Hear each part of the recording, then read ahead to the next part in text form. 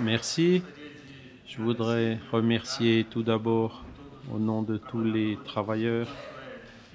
Je sais que combien c'est difficile de réaliser un événement comme celui-ci, donc au nom de Jean-Paul, de Charles et d'autres, remercier tous ceux qui ont aidé à cet événement, mes collègues également, qui ont fait les autres conférences. C'est un plaisir d'être ici avec vous, c'est un honneur de pouvoir faire la dernière conférence de cet événement. Ce thème est un grand défi et je vais avoir besoin à certains moments d'aller un peu plus vite. Je vous demande pardon pour ça, parce qu'il faut qu'on fasse tenir tout ça dans beaucoup d'informations dans un temps assez limité et essayer de ne rien perdre dans la présentation. C'est une présentation scientifique, bien que Loyola nous a dit pour ceux qui croient, aucune preuve n'est nécessaire. Pour ceux qui ne croient pas, aucune preuve n'est suffisante. Et nous allons donc vous mettre les faits positifs et négatifs sur les différents aspects. En commençant pour la définition des mots, on a donc plusieurs mots qui sont liés entre eux et la littérature, principalement l'anglais, va nous montrer les différentes questions et articles selon le type de choses que nous recherchons. Je vous demande pardon de répéter ce slide aussi en anglais, mais il y a une différence en anglais entre cure et healing qui n'existe pas tellement en français et en portugais, mais nous avons besoin nous devons définir ces aspects pour pouvoir continuer. On définit d'abord la religiosité, c'est l'extension par laquelle un individu croit, suit et pratique une religion. Ça peut être organisationnel ou non organisationnel. Ça peut être intrinsèque ou extrinsèque. L'intrinsèque, c'est la religiosité en tant que finalité à un meilleur état de santé physique et mentale. Déjà, la spiritualité, c'est la recherche personnelle pour comprendre les questions liées à la fin de vie, à son sens, aux relations avec le sacré ou le transcendant. C'est une définition un peu plus large.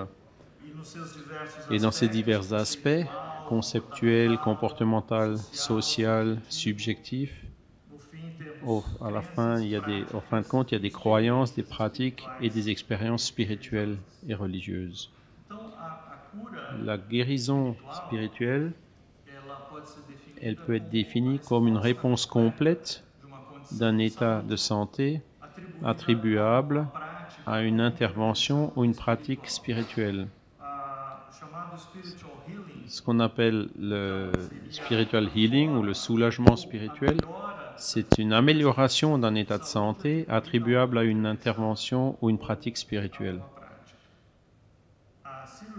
La chirurgie spirituelle, donc, c'est une intervention lors de laquelle un médium, un guérisseur ou un chaman, en association avec une entité spirituelle ou une énergie spirituelle, guérit quelqu'un ou promeut un traitement pour quelqu'un, avec ou sans, en touchant le patient ou non.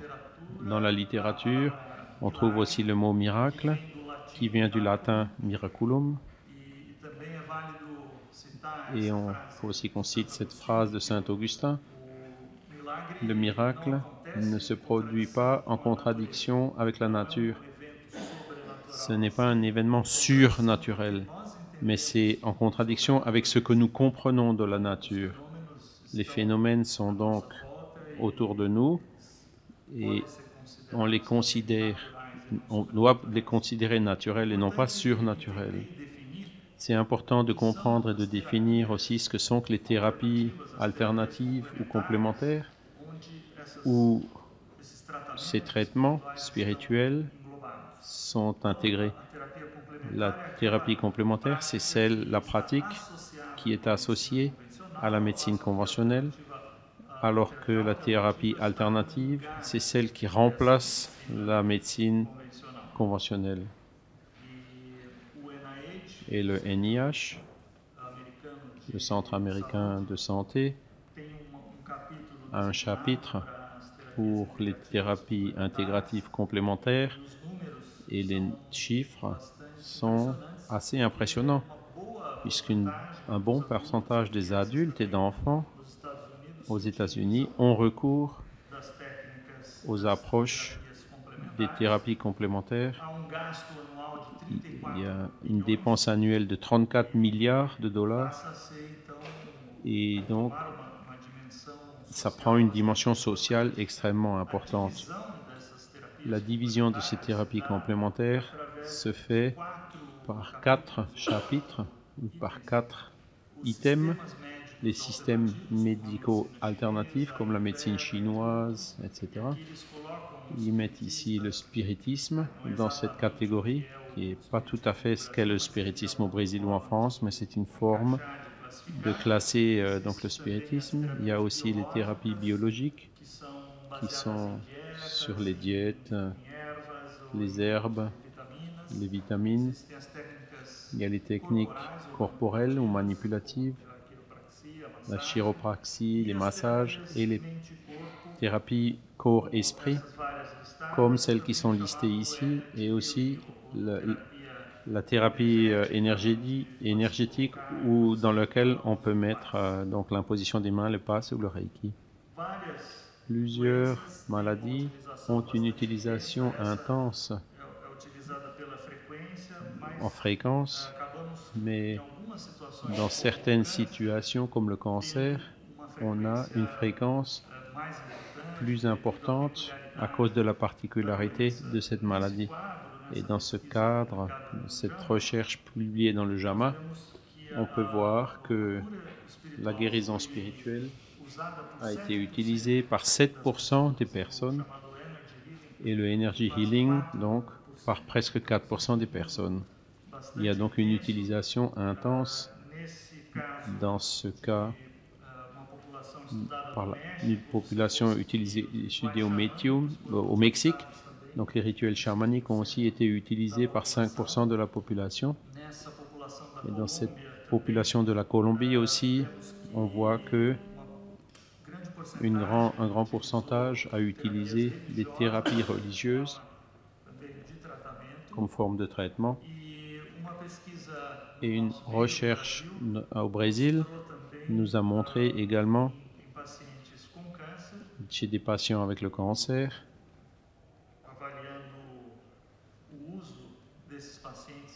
donc les thérapies utilisées par ces patients complémentaires, et ils ont trouvé que la grande majorité de ces patients utilisaient des pratiques comme la prière individuelle en groupe, et plus de 90% ont eu accès à la chirurgie spirituelle. Ces patients pensent que ça a augmenté leur qualité de vie, que ça les aide dans le traitement, y compris qu'ils peuvent guérir le cancer. Mais la grande majorité n'a pas informé les médecins qui faisaient quelque chose de parallèle. D'abord parce que les médecins n'ont jamais posé la question, et deuxièmement parce que les patients ont estimé qu'il était sans importance de parler à leur médecin de ce sujet. On voit ici une analyse du même groupe de Dr Aulo, oncologiste au Brésil, qui a étudié la santé et la spiritualité. Et il a mesuré comment les oncologistes au Brésil, quelle était leur vision sur les traitements complémentaires. Beaucoup d'oncologistes ne sont pas mis dans la situation d'indiquer un traitement complémentaire, principalement parce qu'ils ne connaissent pas leur efficacité et ils n'en sont pas sûrs. Et il y a donc un besoin de traduire l'information de ce qui se passe dans les thérapies complémentaires, principalement les thérapies spirituelles ou spirites, pour que les médecins puissent aussi intégrer cela et comprendre et conceptualiser ces pratiques dans le traitement des patients. Il est aussi intéressant de souligner que 20% des patients avec un cancer refusent tout type de traitement. Ces patients, d'une certaine forme, vont chercher quelque chose d'autre, désister complètement de leur... mais pas désister complètement... ou alors désister complètement de leur bien-être. Alors, quels sont les modèles? Comment se produisent ces chirurgies et ces traitements spirituels? Le premier modèle, c'est il y a un médium qui peut être influencé d'une équipe spirituelle ou d'une énergie spirituelle et contacter le patient qui vient le chercher et lui passer des recommandations. Dans le cas des chirurgies à distance, ce modèle se produit normalement celui que vous voyez, c'est-à-dire que le patient parle au médium, il donne son nom, et cette information arrive jusqu'au médium, puis à l'équipe spirituelle. Et cette équipe spirituelle fait un genre d'intervention. Dans certains cas, cette intervention, il y a des horaires où il y a besoin que la personne reste chez lui, se mette dans une situation de réception et donc agisse directement sur lui. Il y a certains centres qui utilisent ce genre de modalité. Une autre manière, ensemble, l'équipe spirituelle agit sur le patient en direct, mais aussi par l'intermédiaire du médium qui fait une pratique, qui travaille sur le corps spirituel du patient, l'imposition des mains ou... Mais il peut aussi se produire, il peut aussi donner des orientations, des prescriptions, normalement de phytothérapie, ou il peut y avoir du toucher ou des soins. Et il y a donc un contact physique du médium avec le patient et plus rarement, il peut y avoir des incisions. La chirurgie peut être ponctuelle, un seul événement, ou peut être continue, puisqu'il n'y a pas de risque. Mais les risques existent quand même. C'est pas complètement exempt de risques. Si le patient attend un miracle, il est désespéré, c'est un appel, il arrive dans ce local, il voit qu'il n'y a rien qui se passe, que le miracle ne s'est pas produit, il est frustré. Il y a tout un aspect qui pourrait donner un support dans la religiosité, mais qui devient en fait négatif. Le patient peut aussi penser qu'une seule intervention ne va pas tout faire et qu'il ne participe pas à cette guérison, qu'il a besoin de rien faire. Il n'a pas besoin de se modifier, il n'a pas besoin de donner la continuité au traitement. L'idée aussi que les incisions ne génèrent pas d'infection. On sait très bien qu'il y avait l'asepsie.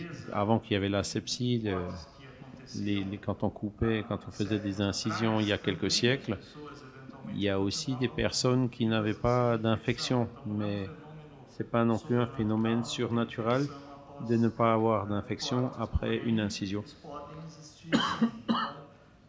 Cependant, cela peut se produire. La recommandation est donc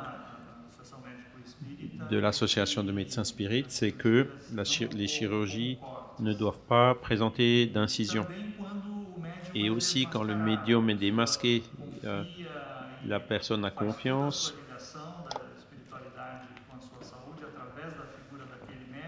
et que donc il pose toute la confiance de ce médium, et puis d'un coup on voit que le médium il a commis des erreurs, que c'est un homme aussi avec ses défauts, et puis ça peut créer un effet nocebo. La gourouification des médiums et tout ça, quoi, ce sont des choses qui engendrent des déceptions. Et quand on démasque un médium qui fraude, le patient peut devenir plus vulnérable qu'avant.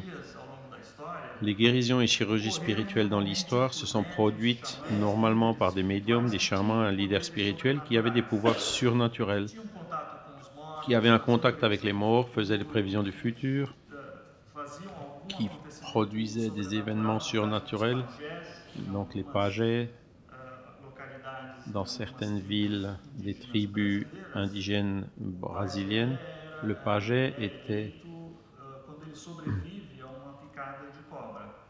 élu quand il survivait à la morsure d'un serpent.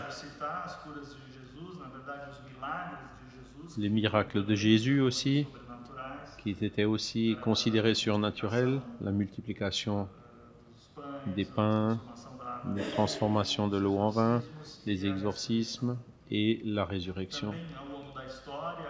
Aussi, au long de l'histoire, il y a des expliques classiques dans toutes les nations, des ouvertures dans le crâne qui étaient faites pour pouvoir faire sortir les mauvais esprits.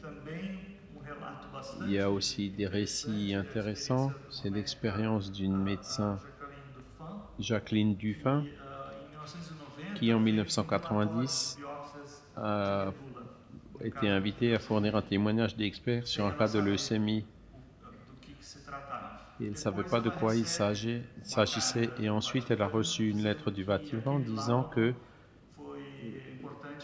ce cas-là était important pour la canonisation d'un saint canadien. Et c'est pour ça qu'elle est allée au Vatican et elle a fait des recherches sur plus de 1400 miracles qui ont été utilisés pour la béatification et la canonisation de saints. Et elle a écrit ce livre dans l'Église catholique. Et donc elle était surprise. Et moi aussi j'étais surpris quand j'ai lu ce livre, qu'il existe une méthode responsable et scientifique pour vraiment prouver chacun des miracles qui ont fait l'objet d'une demande de canonisation, de sanctification au Vatican. Elle a gagné une révision dans le New England sur ce sujet, donc sur le livre. C'était quelque chose de très important pour elle. Il y a d'autres publications dans la littérature sur d'autres récits historiques de guérison qui se sont produits dans plusieurs pays. Sur les croyances dans les miracles, c'est naturel dans plusieurs cultures que cette croyance est courante dans la population. Au Brésil, 90% croient au miracle. 90% des personnes croient au miracle. Bien qu'il n'y ait que 3% et demi de spirites au Brésil, il y en a 37% qui croient en la réincarnation au Brésil. Bien que le catholicisme et le protestantisme ne soient pas des religions qui croient en la réincarnation. Je vais vous parler aussi de ce qui se passe en Philippines, où il y a plusieurs chirurgies spirituelles qui sont faites depuis des décennies.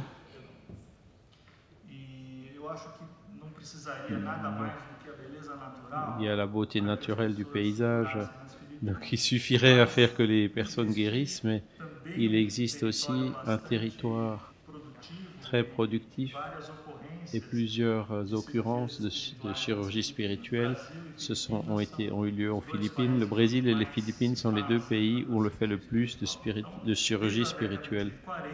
Depuis les années 1940, Eleutério Terti et Tony Akpaoa. Il y a le révérend Gary Magno.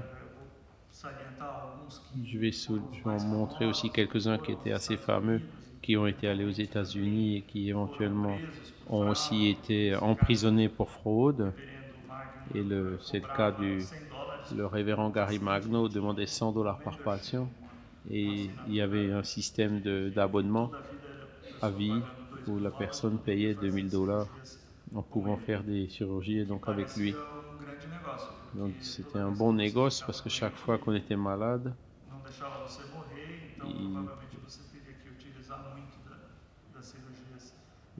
c'était pour avoir recours donc à ces chirurgies plus souvent. Il y en a d'autres qui ont eu de sérieux problèmes parce qu'on a identifié des fraudes, certains aspects récurrents auprès de ces chirurgiens. Le cas de Alex Orbito, qui a aussi eu des problèmes au Canada. Et actuellement, il se place différemment de l'époque. C'est un texte qu'on peut trouver sur son website actuel et du programme de traitement actuel donc, qu'il propose. Il se place juste comme un instrument divin. Il y a Placido Palitayan, Brother Joe, frère José, qui pratiquait les mêmes modalités de chirurgie, et John Labo, qui était assez fameux,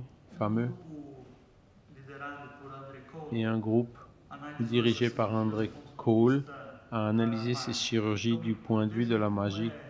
Et là, on peut voir comment cette forme d'abordage est récurrente, comme il pressionne l'abdomen, qui peut facilement avoir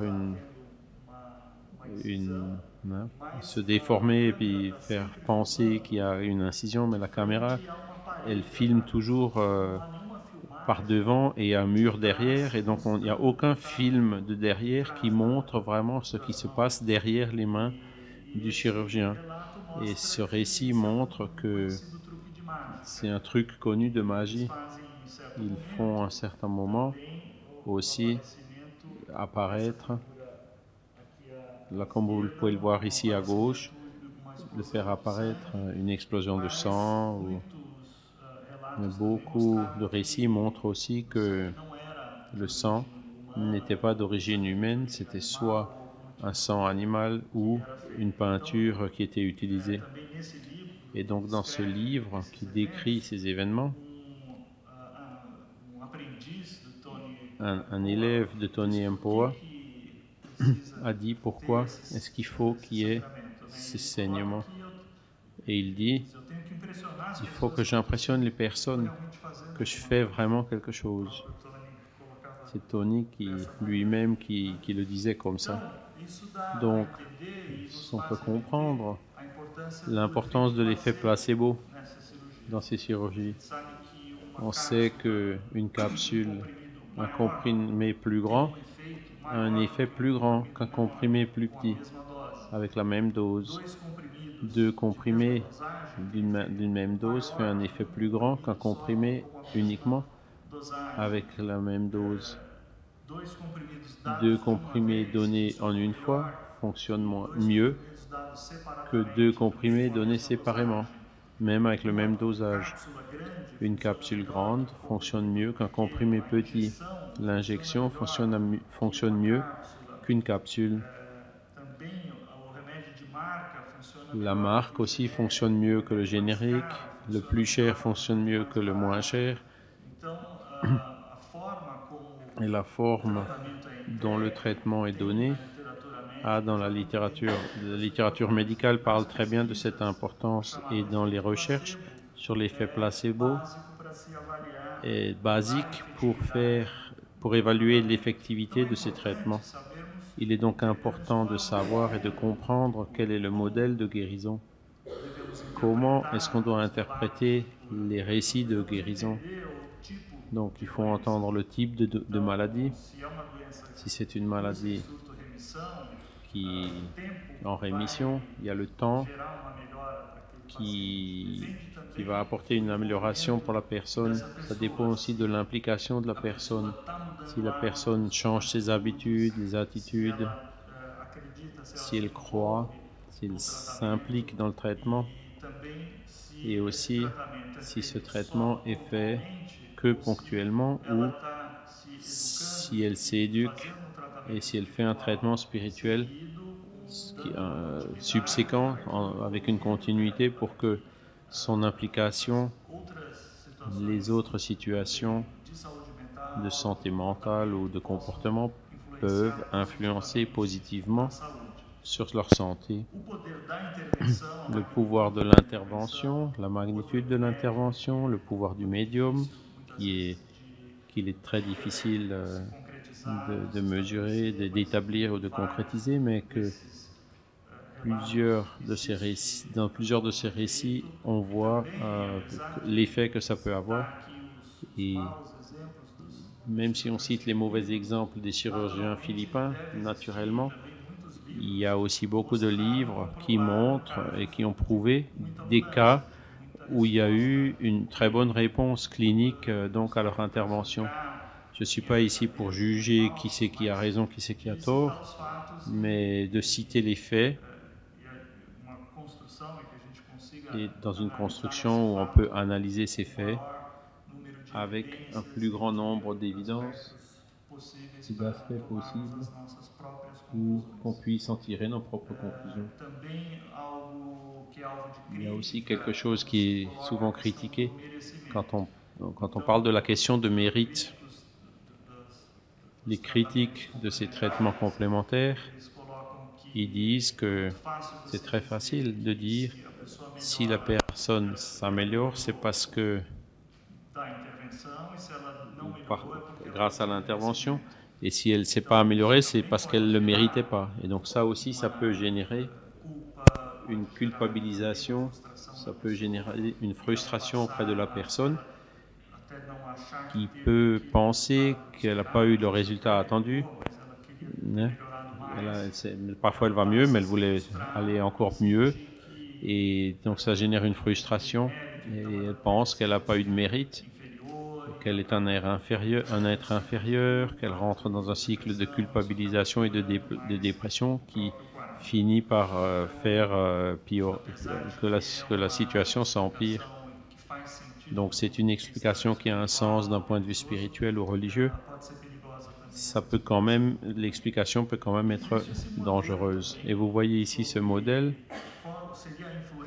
sur quelle est l'influence de la religiosité et de la spiritualité sur la santé mentale, le support social, et combien ça a d'implications sur le système, sur les divers systèmes, sur les diverses maladies. Les objectifs d'un traitement spirituel, d'une chirurgie spirituelle, c'est donc améliorer le coping positif, générer un changement d'habitude, une assistance sociale, retirer des fluides spirituels négatifs, de lésions physiques et aussi l'analgésie. Toute maladie, la majorité des maladies graves se produisent un changement dans ces aspects. Donc, la colère qui se transforme en patience, la haine qui se transforme en amour, la dépression en espoir, la résolution de problèmes en dépassement, le pessimisme qui devient de l'optimisme. Si ça se produit, si la chirurgie spirituelle, si le traitement spirituel peut amener à ce changement, elle pourra avoir un effet positif sur toutes les maladies. Un autre récit intéressant de William Nolan de 1975, qui a visité les Philippines et a fait des recherches sur les phénomènes de Catherine Kuhlman, une pasteur fameuse aux États-Unis, nord-bouchaine, qui était un lama tibétain, et il n'a pas réussi à trouver l'effet miraculeux de l'individu, mais plutôt il voyait les guérisons comme étant miraculeuses en soi et que tout le processus de guérison est miraculeux. Et il n'a pas réussi à mesurer l'importance de l'intervention et de la participation de la personne, de la croyance, du développement des effets qui se produisent après un changement, après une intervention. Il y a d'autres livres là que je vous montre qui ont été écrits sur ce sujet, mais nous allons montrer maintenant un peu plus les chirurgies spirituelles qui se produisent au Brésil. Grâce au travail de Alessandra, nous avons ici, dans une proportion de 55 centres étudiés, cette cartographie de la thérapie qui est utilisée par ces centres. Donc, il y a 5 à 10% de ces centres qui ont réalisé des chirurgies spirituelles, mais sans incision. Toutes ces chirurgies ont été sans incision. Et indépendamment que le centre réalise des chirurgies spirituelles ou non, toutes les autres formes sont considérées thérapeutiques spirites, ont aussi une importance et sont indivisibles. Vous voyez ici d'autres types d'activités réalisées et vous voyez ici la quantité des problèmes les plus communs qui font que les personnes se rendent dans le centre spirit pour demander de l'aide. Le Brésil était donc très populaire dans le monde des chirurgies spirituelles. Vous avez le premier chirurgien qu'on sait, c'est Juvencio Figueiredo de Santa Catarina. Et peut-être le plus fameux avant Jean de Dieu, c'était José Pedro de Freitas ou José Arrigo, qui, dans ce livre et plusieurs autres, et Leila qui a écrit ce livre, ce dernier livre, a ramené toute l'histoire donc de ce médium et montré plusieurs aspects de la vie de José Arrigo et sa médiumnité aussi, qui a eu plusieurs exemples et plusieurs analyses, comme celle de Valdo Vieira qui est intéressante. Il a vu que quelques phénomènes de matérialisation, comme des gouttes de médicaments qui lui tombaient des mains. Il y a aussi un récit que quelqu'un qui était lié à lui avait parlé avec Dr Fritz, qui est le médecin spirituel, esprit, que José Arrigo a incorporé et qui parlait allemand. Alors que Arrigo, il parlait même pas correctement le portugais. Et donc cette personne, sachant aussi qu'après la mort d'Arrigo, qu'il y avait d'autres médecins qui incorporaient Fritz, elle a essayé de parler avec ces autres médiums, mais il avait vu que c'était plus le même Fritz. Il y a plusieurs études donc, qui ont été faites avec Arrigo. Certaines, il y a quelques faits historiques intéressants. Arrigo a aussi été emprisonné pour exercice illégal de la médecine. Et le président du Brésil à l'époque, Juscelino Kubitschek, l'a libéré, Il l'a gracié. Parce que la population donc insistait dans ce sens. Et que le président, donc, il avait regardé le travail, il avait examiné le travail d'Arrigo. Il y a eu un film sur José Arrigo au Brésil. Et donc là, vous pouvez voir le récit, les études des Américains de quel était le pourcentage de diagnostic correct fait par Arrigo, qui était de 96% d'un total de 1000 cas étudiés. Il y a quelques récits aussi où vous voyez donc des différents cas qui ont été étudiés un peu plus à fond dans cette étude. Il y a aussi les différents médiums qui ont incorporé Dr Fritz, mais il y a une probabilité que l'esprit du Dr Fritz, il y avait d'autres entités qui étaient là, il y a différentes biographies qui sont assez différentes. Donc là vous voyez un dessin du Dr Fritz fait par José Arrigo. Et là vous en voyez d'autres, la banque de données où on peut consulter. C'est difficile de chercher les Fritz, donc quand on fait des recherches, on met le nom Adolf Fritz et on trouve 117 000 résultats. Et c'est difficile d'essayer de trouver qui c'était vraiment et s'il existait, Mais c'est possible de réaliser un travail historique pour essayer de trouver qu'il existait vraiment et puis qui c'était.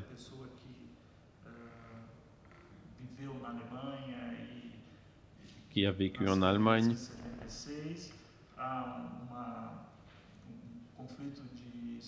Il est né en 1876.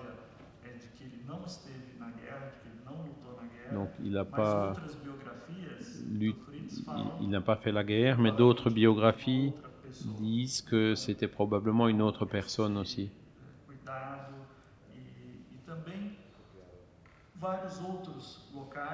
Il y a plusieurs autres lieux qui réalisent des guérisons spirituelles au Brésil.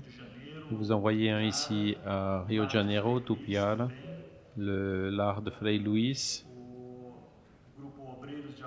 Il y a les ouvriers de l'amour et de la miséricorde à São Paulo, le groupe de secours de São Paulo, Antônio Pedreiro à Palmelo.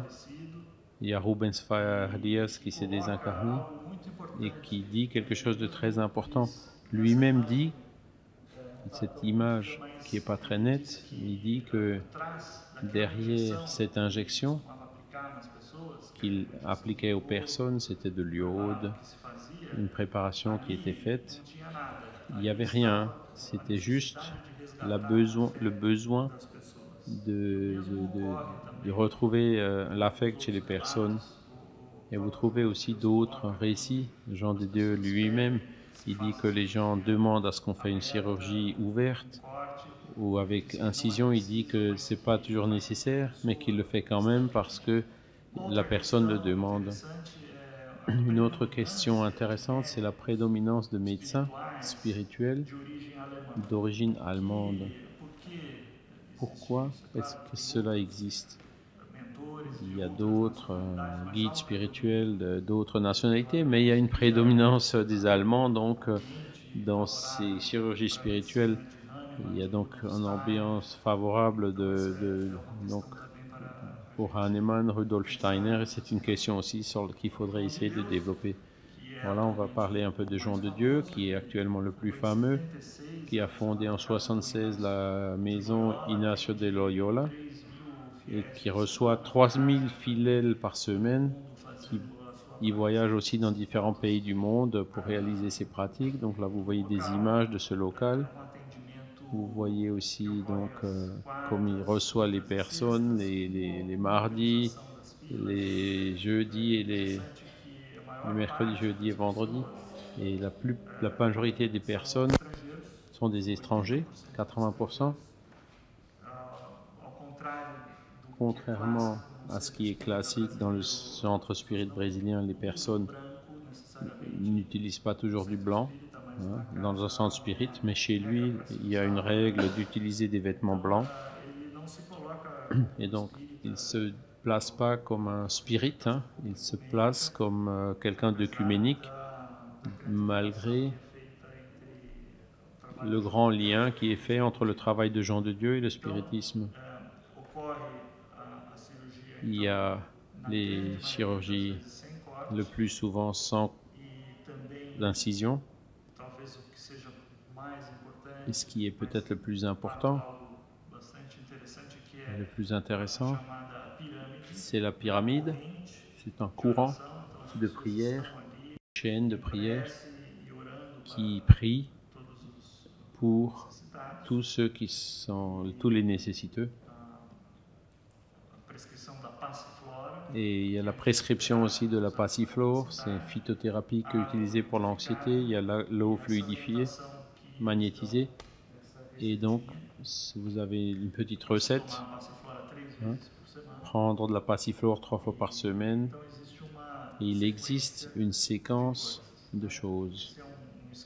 Donc on voit ici le schéma qui explique comment la chirurgie spirituelle est réalisée, les différentes étapes. Les autres formes de traitement qu'il propose aussi, les bains de cristaux, les cascades. Mais il y a aussi des critiques qu'il est important de mentionner aussi. C'est pas un jugement, c'est tout simplement ce qui est publiquement connu, des critiques. Donc il y a la Folha de São Paulo, un journal qui a publié cette matière, cet article, qui dit que la société anonyme João de Dieu, donc l'eau coûte 1 real, mais la fluidifiée coûte 3. Le bain de cristal coûte 20 real. Le passiflore coûte 50 real, environ 10 euros. Et il y a effectivement un résultat économique et ça fait l'objet de pas mal de critiques.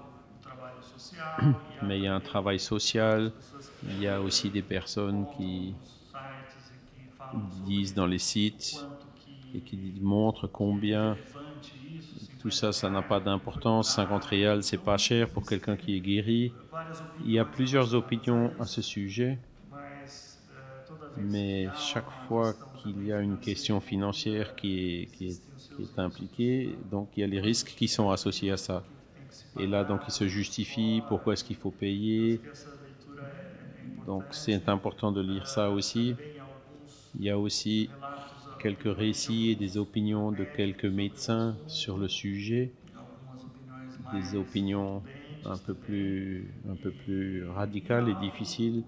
Et il y a aussi ce qui est du domaine public, hein. Donc c'est ce que vous pouvez voir pour ceux qui veulent voir et consulter dans ces différentes adresses internet. Donc il y a le Stop John of God qui montre les aspects négatifs et d'autres sites où il y a des écrits de personnes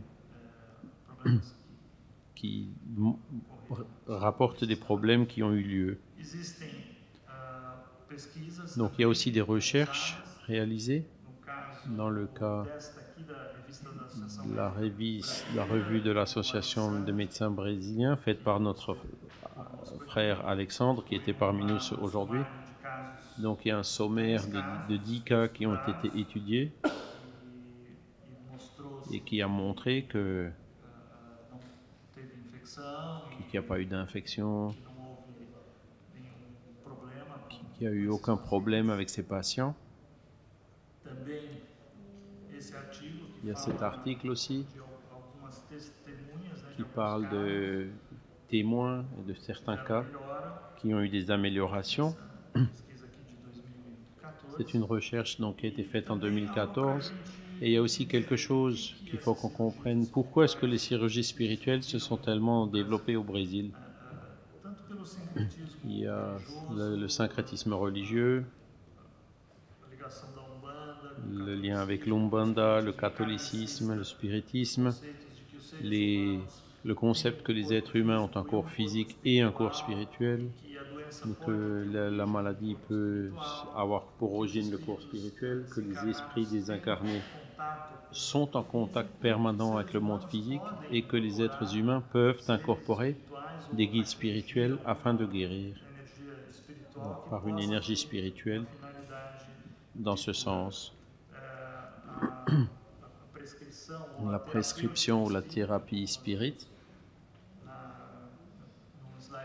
comme nous l'avons vu dans le slide antérieur, Dr Alessandra nous a bien montré dans sa recherche le nombre de choses qui sont réalisées dans les groupes spirit que vous voyez ici, donc en dehors des chirurgies spirituelles. Et il y a aussi la question de pourquoi les personnes ont-elles recours aux chirurgies spirituelles. Et on peut voir ici une tendance. Penser que l'origine de la maladie est spirituelle, par exemple, que les patients aiment résoudre le problème par elles-mêmes, et souvent ils ne veulent pas se soumettre à un traitement ou à une opération, une chirurgie conventionnelle, et donc recherchent plutôt la chirurgie spirituelle pour fuir d'un traitement qui a été pourtant recommandé. Et il peut y avoir aussi des cas de désespérance qui se sentent abandonnés de la médecine ou les maladies chroniques qui ne trouvent pas de solution. Et une phase de révolte qui arrive souvent dans les maladies. Et c'est donc important de regarder aussi ceux-là, hein, des personnes qui vont dans une phase de révolte et qui vont donc avoir recours aux chirurgies spirituelles en opposition au traitement conventionnel qui aurait dû être le meilleur pour eux, qui a été donc recommandé par la médecine conventionnelle. Il y a aussi les théories de conspiration, hein. Et il y a une identification souvent avec le médium qui est poursuivi, l'industrie pharmaceutique qui ne veut pas que la guérison spirituelle se produise, parce qu'elle va perdre de l'argent, etc. Il y a ces différentes théories, que la science ne connaît pas tout, que le traitement, donc le fait qu'il soit gratuit, le système de santé, si vous pensez que le système de sécurité sociale en France est mauvais, au Brésil c'est encore bien pire. Et donc c'est pour ça qu'il y a une recherche naturelle aussi du public vers ces thérapies alternatives. Et il y a aussi des personnes qui ont effectivement eu une grande amélioration après le traitement spirituel et qui en parlent, qui font de la publicité autour d'eux. Et donc qui finissent par emmener des membres de leur famille et puis emmener d'autres personnes qui s'impliquent dans ces questions de spiritualité et du traitement spirituel. Il y a certains critères et concepts pour évaluer si l'intervention spirituelle, que ce soit un traitement spirituel ou un soulagement spirituel, soit correct et digne de foi. Par exemple, le fait de ne pas être payant, l'atmosphère physique qui doit être salutaire, ne non pas perturbé physiquement ou insalubre. Il y a les locaux aussi, la demande de ne pas arrêter les traitements médicaux qui donnent des conseils aussi aux patients pour ce qui doivent se modifier, qu'il n'y ait pas d'incision, qui ne promettent pas des résultats. Et aussi pour juger, chacun peut évaluer et se faire son idée sur le fait que le médium il est digne de foi ou pas. Je vous remercie pour votre patience et pour votre attention. Je vais m'arrêter ici et je laisse un peu de temps donc pour les questions. Merci.